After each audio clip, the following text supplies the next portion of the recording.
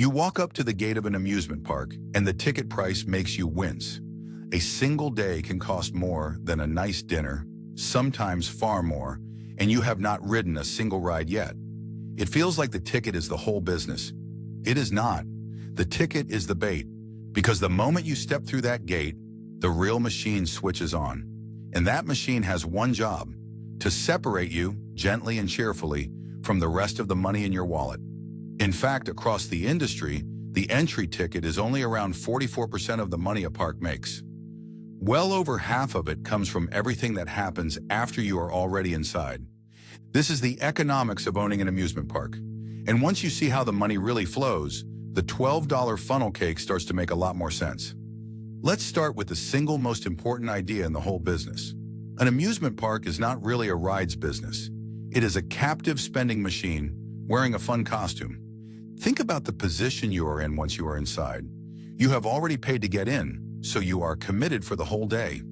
You usually cannot bring your own food because outside food is banned at the gate. You cannot easily pop out to a shop and come back.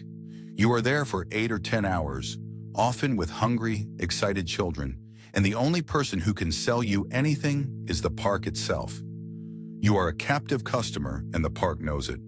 So the prices inside are not really prices. They are a toll on a trapped audience. That is why a soft drink, a box of fries, and an ice cream can quietly cost as much as the ticket did.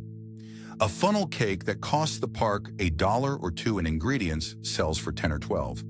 A branded souvenir cup, a plush toy, a t-shirt with the park's mascot. These carry gross margins of 70 to 85%. Food and drink and merchandise together typically make up 1/5 to 1/3 of all the park's revenue, and they are some of the most profitable dollars in the entire operation. This is why the people who run parks are quietly obsessed with one number. They call it per capita spending.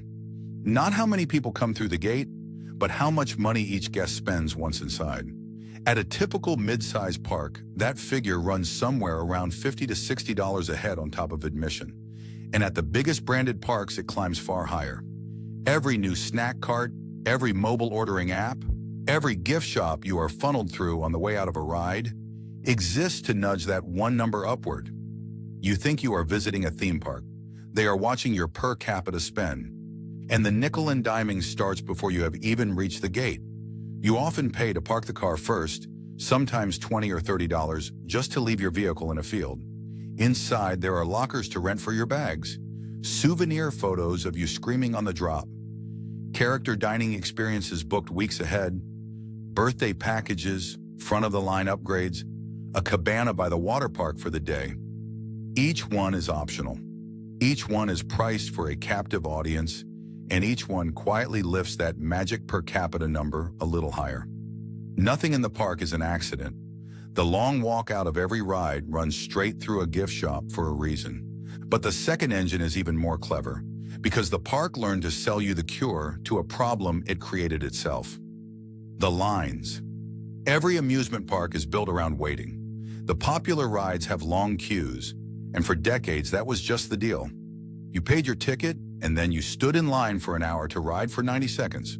But somewhere along the way, the parks realized the misery of the line was itself a product they could sell. So now at the big parks, you can pay to skip it. Disney's paid line skipping passes can run anywhere from $15 to $35 per person per day on top of your ticket. And for the most in-demand rides or the top premium passes, guests can pay well over $100, in some cases several hundred, just to walk past the crowd. Read that carefully. The park builds the line, lets it grow long and uncomfortable, and then sells you the way out of it. It is one of the purest examples in business of manufacturing a problem and charging for the solution. And families pay it gladly because they are already there, and the day is already ticking away. And this is where the park's real secret weapon comes in. Emotion. Nobody drives 3 hours, pays for parking, and walks their family through that gate intending to be stingy.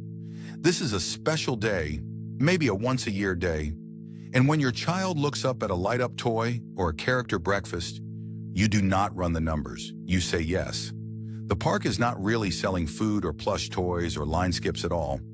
It is selling the fear of a ruined memory, and against that fear, No price feels too high in the moment. That is why the margins are so extraordinary. Emotion is the least price-sensitive product on Earth. Then comes the third engine, the one that turns a seasonal business into a reliable one. The season pass. A season pass looks like a gift to the customer. Pay a little more than a couple of day tickets and come back as many times as you like all year. But the park loves it even more than you do, for the same reason a gym loves an annual membership.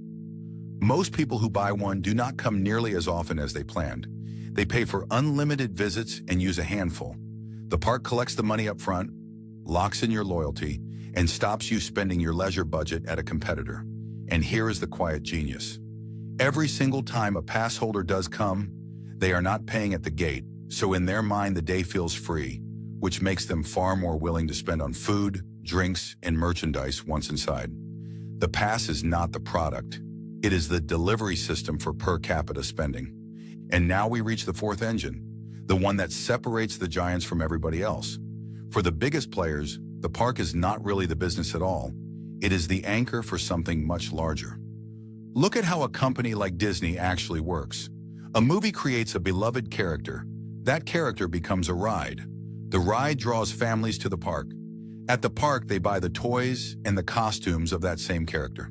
To visit, they stay several nights in the company's own hotels, eat in the company's own restaurants, and often sail on the company's own cruise ships. And then they go home and watch more of that character on the company's streaming service, which sells the next movie, which creates the next character. It is a flywheel, and the physical park sits right in the middle of it, turning stories into real estate and real estate into merchandise. On-site hotels are especially powerful because they capture your spending for the entire trip and often come with perks, like free line skipping, that pull you deeper into the machine. So let's step back and ask the question this channel always asks: who really profits from an amusement park? The answer depends entirely on what kind of park you own. Because underneath the fun, this is a brutal business. The costs are enormous and mostly fixed. A single major roller coaster can cost tens of millions of dollars to build. The rides need constant, expensive maintenance and inspection. Insurance and safety liability are heavy because a serious accident is catastrophic. The park is at the mercy of the weather and the seasons, sitting largely empty in the cold months while the mortgage and the staff still have to be paid. This is why so many independent, standalone parks run on thin margins and quietly struggle or get bought up. The ones who truly profit are the operators who have mastered the machine, who push per capita spending, who premiumize the lines, who sell the passes, and above all, who own the intellectual property that makes people willing to travel and pay in the first place. That last point is everything. A generic park with generic rides competes on price and prays for good weather. A park built on characters that families already love does not have to compete at all, because there is only one place on Earth those characters live. The rides can be copied, the story cannot. That is the moat, and it is why the same handful of companies dominate the industry while everyone else fights for scraps. For the winners, net margins can reach 20 to 30% or more. And who pays for all of it? The family walking through the gate, who came to make memories, and who spends the whole sunny day being cheerfully, expertly separated from every extra dollar they brought. So, should you want to own an amusement park, if you picture buying a single local park with a few coasters, be very careful. It is a capital-hungry, weather-dependent, safety-critical business with thin margins, where one bad summer or one accident can wipe out years of profit. On its own, it is one of the harder ways to make money that we have covered. But if you own the machine, the whole machine, the IP, the hotels, the merchandise, and the flywheel that ties them together, then the park becomes one of the most powerful engines in all of entertainment. A place people save up for years to visit, and then spend all day inside, happily paying a premium at every turn. Worth owning? As a standalone rides business, a cautious 5 out of 10, a beautiful, brutal, capital-devouring machine. But as the beating heart of an entertainment empire built on beloved characters, a 9 out of 10. The difference between those two scores is not the rides. It is whether you own the story. And that is the real lesson hiding behind the turnstile. You never paid for the rides. You paid to enter a place designed, down to the last funnel cake in the last long line, to make sure the ticket was the smallest check you wrote all day. I'm Mogul Math. Pick a business. We'll do the math.